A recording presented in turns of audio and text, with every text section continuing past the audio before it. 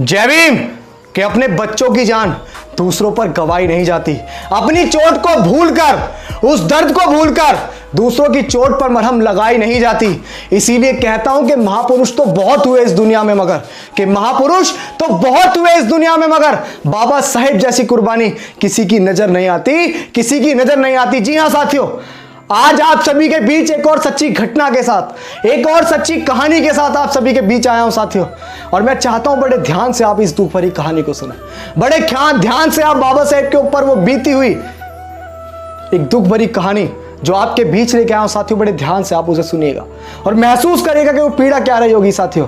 जी हां साथियों, मैं बात उस समय की कर रहा हूं साथियों जब बाबा साहेब अम्बेडकर बहुजन मूवमेंट की और शोषित वंचित पीड़ित तबके को सबके समान लाने की लड़ाई लड़ रहे थे साथियों। बाबा साहेब अम्बेडकर का नाम आप सभी ने सुना होगा, लेकिन बाबा साहेब अम्बेडकर के घर में बाबा साहेब अम्बेडकर के बड़े पुत्र यशवंतराव अम्बेडकर भी थे, जिनको शायद बहुत सारे लोग आज नहीं जानते हैं साथियों। यशवंतराव अम्बेडकर जो बाबा साहेब के सबसे बड़े पुत्र थे, जो बाबा साहेब से बहुत नफरत करते थे, जो बाबा साहेब अम्बेडकर को बिल्कुल पसंद नहीं करते थे, कतई पसंद नहीं करते थे।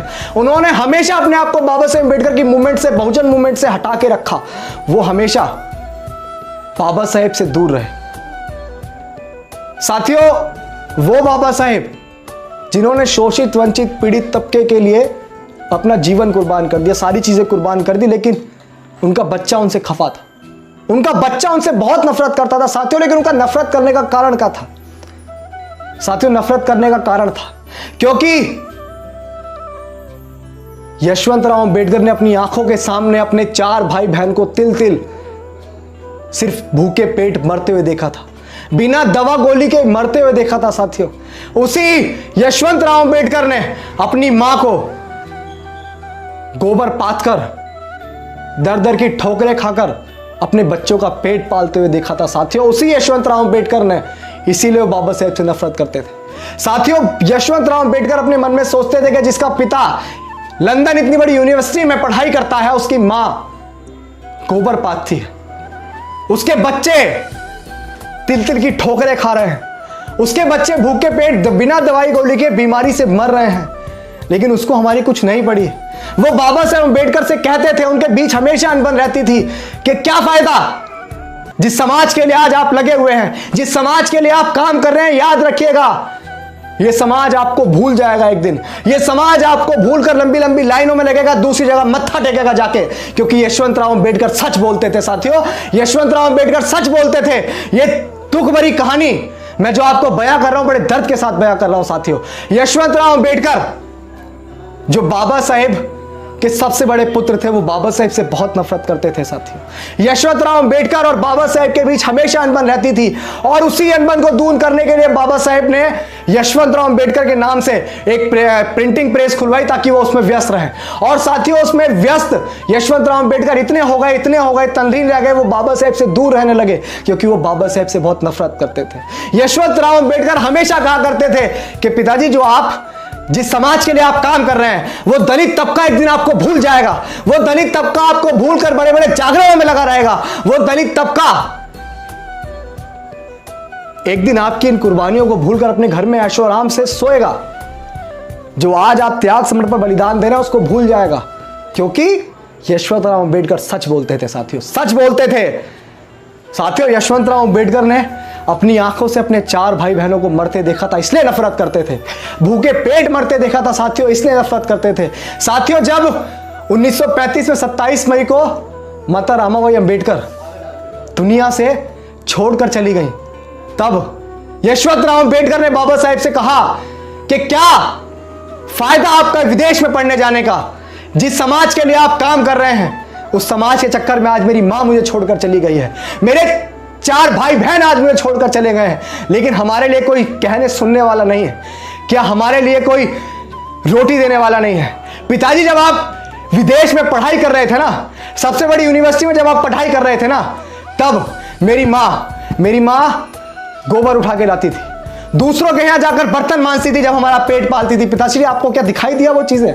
इसीलिए मैं आपसे नफरत करता हूं, मैं आपसे जिंदगी भर नफरत करता रहूंगा पिताश्री, क्योंकि मैंने आपकी वजह से अपने 4 भाई बहन खोए हैं। मैंने अपनी मां का प्यार खोया आपकी वजह से, वो मां जिसने अपना जीवन खो दिया लेकिन आपको नहीं पड़ी है इस समाज के अलावा कुछ भी। जरा सोचेंगे आप, वो दर्द, वो पीड़ा क्या रही होगी। साथियों, समाज के लिए सब कुछ किया, लेकिन आज जो समाज घरों में कहीं ना कहीं यशवंतराव अम्बेडकर सच बोलते थे, वो इसीलिए नफरत करते थे। कहीं ना कहीं उनका नफरत करना जायज भी था साथियों, क्योंकि एक बेटा अपने पिता से बहुत सारी उम्मीदें करता है, लेकिन उन उम्मीदों पर बाबा साहेब अम्बेडकर खड़े नहीं उतरे, क्योंकि यशवंतराव अम्बेडकर सच बोलते थे साथियों, सच बोलते थे। वाकई यशवंतराव अम्बेडकर सच बोलते थे। क्या मिला बाबा साहेब को इतने सारे त्याग, समर्पण, बलिदान देकर? यशवंतराव अम्बेडकर कहते थे कि पिताजी, जिस समाज के लिए आप आज काम कर रहे हैं वो कल को बड़ी बड़ी गाड़ियां लेगा, लेकिन आपको याद नहीं करेगा। जब आपकी जयंती मनाई जाएगी, ये बात मैं दिल से बयां कर रहा हूं, जब बाबा साहेब अम्बेडकर की जयंती मनाई जाएगी ना, तो गांव में, शहरों में रहने अगर 30,000 लोग रहते होंगे तो मात्र 100 लोग निकल आएंगे। क्यों? क्योंकि ताकि लोगों को यह ना पता लग जाए कि ये चमार का बच्चा है, वाल्मीकि का बच्चा है, ये कोरी कुर्मी, पासी, धोबी, धानुक, अहिर, गडेरिया, गुजर, जाट, नयादत, तेली, तमोली का बच्चा है। इसीलिए वो लोग आपकी जयंती मनाने नहीं आएंगे। किस समाज के लिए काम कर रहे हैं आप? किस समाज के लिए दिन रात अपने बच्चों को आपने खो दिया, अपनी बीवी को आपने खो दिया, अपने बच्चे का प्यार आपको नसीब नहीं हुआ? किस लिए कर रहे हैं? इनके लिए। कहीं ना कहीं यशवंतराव अम्बेडकर सच बोलते थे साथियों। बहुत बड़ा कर्ज, बहुत बड़ा कर्ज है मेरे दोस्त, बहुत बड़ा कर्ज है मेरे भाइयों, बहुत बड़ा कर्ज है, जिसको आपके, हम क्या, देश में रहने वाले समूचे एक भी व्यक्ति की औकात नहीं है कि उस कर्ज को उतार सके। लेकिन आज बड़े विडंबना की बात है कि बाबा साहेब अम्बेडकर को आप सभी भूल चुके हैं, क्योंकि यशवंतराव वाकई सच बोलते थे कि जिस समाज के लिए आप काम कर रहे हैं, वो समाज जब बड़ी बड़ी नौकरियों पर लगेगा तो आपको भूल जाएगा। वो समाज सिर्फ एक कोठी लेने के बाद दूसरी कोठी पर ध्यान देगा, वो अपने बच्चों की अच्छी शिक्षा पर ध्यान देगा, देना भी चाहिए, लेकिन वो आपके मिशन की तरफ ध्यान नहीं देगा। जिस समाज के लिए आप काम कर रहे हैं वो आपके लिए कुछ भी नहीं करेगा। जिसकी वजह से आपने अपने बच्चे खो दिए, वो कुछ नहीं करेगा आपके लिए। मैंने वो स्टार्टिंग में जो शायरी गई कि अपने दर्द को भूलकर दूसरों की चोट पर मरहम लगाना, मेरे भाई आसान नहीं होता है। अपने बच्चों की कुर्बानियां किसी और के बच्चों के लिए देना, मेरे भाई आसान नहीं होता है। ये बात इसीलिए कही क्योंकि बाबा साहेब अम्बेडकर ने इस समाज के लिए बहुत कुछ बलिदान, त्याग, समर्पण दिया। सोचिए, जिसका पति इतनी बड़ी यूनिवर्सिटी में पढ़ता हो,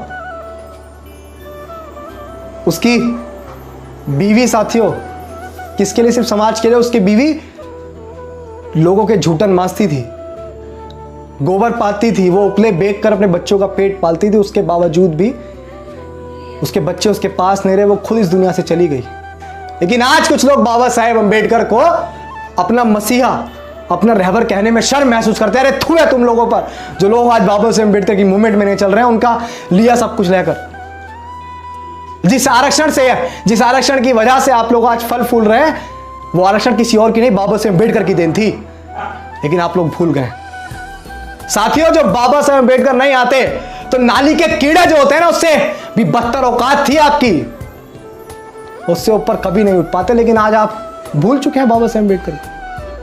आपसे निवेदन करना चाहूंगा, आपसे विनती करना चाहूंगा कि यशवंतराव अम्बेडकर जो बात कहते थे, उस बात को आप झूठ साबित करें और बाबा साहेब की मूवमेंट में चलें। नहीं तो कहीं ना कहीं यह बात सच है कि यशवंतराव अम्बेडकर सच बोलते थे। यशवंतराव अम्बेडकर सच बोलते थे, बाबा साहेब अम्बेडकर की कुर्बानी बेकार थी, क्योंकि जो उनका सपना था, जो उनका कारवा था, वो आज भी पूरा नहीं हुआ। लोग उस पर चलना नहीं चाह रहे, ना चलने का प्रयास कर रहे हैं। अरे शर्म नहीं आती आप लोगों को? छोटा सा कर्ज अगर किसी का होता है ना, तो उसको चुकाने के लिए दिन रात आप लगे रहते हैं। किसी से 4 पैसे भी ले लेते हैं तो वो कैसे उस तक पहुंचेंगे दोबारा, वो सोचने में आपको रातों की नींद हराम हो जाती है। लेकिन बाबा साहेब अम्बेडकर ने पूरा जीवन आपके लिए कुर्बान कर दिया। वो इतना बड़ा कर्ज है आपके ऊपर, लेकिन आपके कानों पर जू नहीं रेंग रही। कब समझेंगे उस पीड़ा को? कब महसूस करेंगे उस पीड़ा को आप लोग? साथियों, जो छोटी सी कहानी मैं आप सभी के बीच लेके आया ना, वो सच्ची घटना है कि यशवंतराव अम्बेडकर ने जीवन भर अपने पिता से नफरत करी, जो हमारे रहबर, हमारे मसीहा थे। लेकिन बाबा साहेब अम्बेडकर चाहते रुक जाते अपने बच्चे की नफरत देखकर। शायद वो उनके लिए बहुत अच्छा, बहुत कुछ कर सकते थे, नहीं किया। इसीलिए आपसे निवेदन है कि बाबा साहेब अम्बेडकर की मूवमेंट में चलिए साथी। बड़े दुख के साथ, बड़ी पीड़ा के साथ ये बात आपसे कह रहा हूं, बड़े दुख के साथ कह रहा हूं साथी। नहीं तो वाकई मुझे कहना पड़ेगा कि यशवंतराव अम्बेडकर सच बोलते थे।